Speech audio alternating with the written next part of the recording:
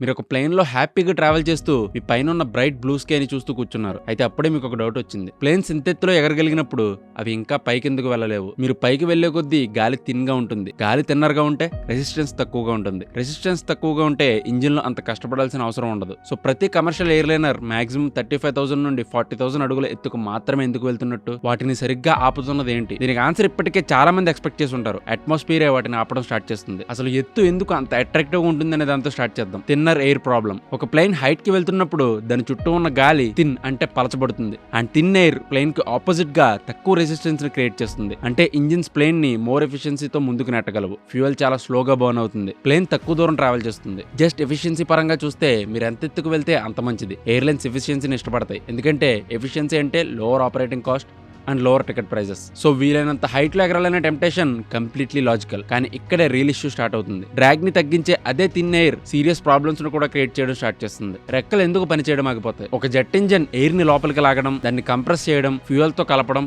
మండించడం అండ్ దాని నుంచి వచ్చే పొగని వెనక నుండి బయటికి పుష్ చేయడం ద్వారా పనిచేస్తుంది. ఇది చేయడానికి దానికి గాలి అవసరం. స్పెషల్ గా దానికి ఆక్సిజన్ అవసరం. అండ్ మీరు ఎంత ఎత్తుకు వెళ్తే అంత తక్కువ ఆక్సిజన్ అందుబాటులో ఉంటుంది. 40,000 అడుగుల ఎత్తులో గాలి ఎప్పటికే చాలా థిన్ గా ఉంటుంది. ఇంకా ఎక్కువ ఎత్తుకు వెళ్తే ఫ్యూయల్ ని సరిగ్గా మండించడానికి ఇంజిన్ తగినంత ఆక్సిజన్ ని లోపలికి లాగలేదు. అవి పవర్ ని లూజ్ అవడం స్టార్ట్ చేస్తాయి. సడన్ గా కాదు, గ్రాడ్యువల్ గా. కానీ చాలా పెద్ద తేడా చూపించేందుగా. At the same time wings కూడా తమ ఓన్ క్రైసిస్ ని అవే ఫేస్ చేస్తాయి. రెక్కలు ఎయిర్ ఫ్లో ని యూస్ చేసి పైకి లేచే స్ట్రెంత్ ని ప్రొడ్యూస్ చేస్తాయి. దాన్నే ఏరోప్లేన్ టర్మ్స్ లో లిఫ్ట్ అంటారు. ప్లేన్ ముందుకు కదులుతున్నప్పుడు ఎయిర్ వింగ్స్ పైనుంచి అండ్ కింద నుండి ఫ్లో అవడం వల్ల ప్రెజర్ డిఫరెన్స్ క్రియేట్ చేస్తాయి. ఆ ప్రెజర్ డిఫరెన్సే ప్లేన్ ని గాల్లో ఉంచుతుంది. కానీ ఎయిర్ మరీ థిన్ గా మారితే గాల్లో ఉండడానికి అవసరమైన లిఫ్ట్ ను క్రియేట్ చేయడానికి రెక్కల పై నుంచి సఫిషియెంట్ ఎయిర్ ఫ్లో అవ్వదు. అదే లిఫ్ట్ ను మెయింటైన్ చేయడానికి ప్లేన్ మరింత ఫాస్ట్ గా ఎగరాల్సి ఉంటుంది. ఇక్కడే ఒక రిమార్కబుల్ థింగ్ జరుగుతుంది. చాలా హై ఆల్టిట్యూడ్ లో సేఫ్ ఫ్లైట్ కి అండ్ డిజాస్టర్ కి మధ్య ఉన్న మార్జిన్ చాలా నేరోగా మారిపోతుంది. ఒకవైపు చాలా తక్కువ స్పీడ్ ఉంటుంది. వింగ్స్ తగినంత ఎత్తుకు ఎగిరే పవర్ ని ప్రొడ్యూస్ చేయడం ఆపేస్తాయి అండ్ ప్లేన్ నిలిచిపోతుంది. అది కంట్రోల్ కోల్పోయి కింద పడడం స్టార్ట్ చేస్తుంది. మరోవైపు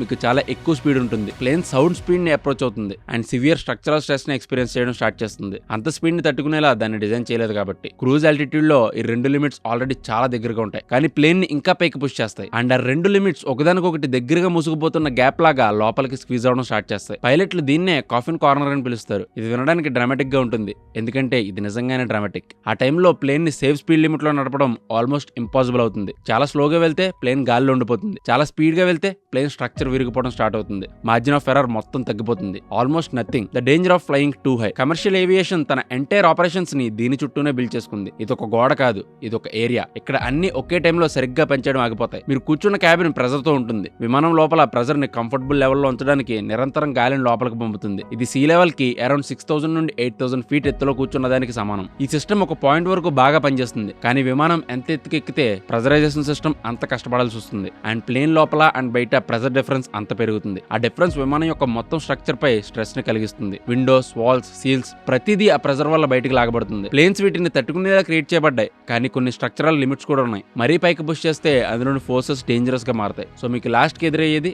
ఒకే లిమిట్ కాదు, చాలా లిమిట్స్ ఒకే టైంలో వస్తాయి. ఇంజిన్స్ కి ఎయిర్ కావాలి, వింగ్స్ కి ఎయిర్ కావాలి. ప్లేన్ ముక్కలు కాకుండా క్యాబిన్ ప్రెజర్ తో ఉండాలి. అండ్ మీరు ఎంత ఎత్తుకు వెళ్తారో స్పీడ్ లిమిట్ అంత ప్రమాదకరంగా మారుతుంది. మార్జిన్ చాలా నేరో అయిపోతుంది. కమర్షియల్ ప్లేన్స్ 35,000 నుండి 40,000 ఫీట్స్ మధ్య హైట్ లో ట్రావెల్ చేసి ఈ హైట్ ర్యాండమ్ కాదు. 40,000 ఫీట్ ఎందుకు రైట్ అంటే ఇక్కడ అన్ని సిస్టమ్స్ మోస్ట్ ఎఫిషియెంట్ గా కలిసి వర్క్ చేస్తాయి. అక్కడ ఎయిర్ రెసిస్టెన్స్ ని తగ్గించి తక్కువ ఫ్యూయల్ ని బర్న్ చేయడానికి తగినంత థిన్ గా ఉంటుంది. అలానే ఇంజిన్స్ తీసుకోవడానికి తగినంత థిక్ గా ఉంటుంది. వింగ్స్ రెస్పాన్సిబుల్ స్పీడ్ తో గాలిలో పైకి లేవడానికి తగినంత థిక్ గా ఉంటుంది. అండ్ ప్రెజరైజేషన్ సిస్టమ్ లోపల అందరినీ కంఫర్టబుల్ గా ఉంచడానికి కావాల్సినంత ఫ్లెక్సిబుల్ గా ఉంటుంది. కమర్షియల్ ఏవియేషన్ తరచుగా గమనించిన విషయం ఇదే. ప్లేన్ స్కై ని రూల్ చేయదు. అది తన చుట్టూ ఉన్న కండిషన్స్ తో కరెక్ట్ గా వర్క్ చేయగల అట్మాస్ఫియర్ లోని పర్ఫెక్ట్ లేయర్ ని ఫైండ్ అవుట్ చేస్తుంది. విమానాలు ఎత్తుకెగరడం ఎందుకు ఆపేస్తాయి? మీరు ఇప్పటి వరకు చేసిన ప్రతి flight travel gravity, air pressure, engine performance, structural limitations మధ్య కేర్ఫుల్ గా బ్యాలెన్స్ చేయబడిన ఒక నెగోషియేషన్. ఆకాశం విశాలమైనది, కానీ దానిలో యూజబుల్ పోర్షన్ సర్ప్రైజింగ్లీ చాలా థిన్ గా ఉంటుంది. నెక్స్ట్ టైం మీరు ఆ కిటికీ నుంచి చూసినప్పుడు మీకు పైన బ్లూ కలర్ తప్ప మరేమీ కనిపించకపోతే